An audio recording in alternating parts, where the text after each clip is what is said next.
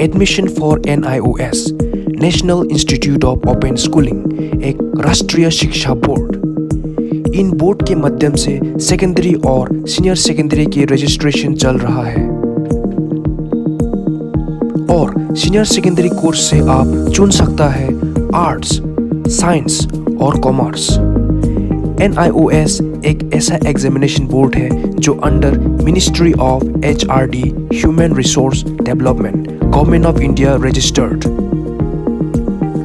तो बिना देर ना करते हुए आइए, एडमिशन चल रहा है। एजुकेशनल सोसाइटी के थ्रू से हम स्टूडेंट्स की ड्रीम्स को रियलिटी में लाने का अच्छा अपॉर्चुनिटी देती है। आइए हमारे ऑफिस हायोंग एजुकेशनल सोसाइटी अगरतला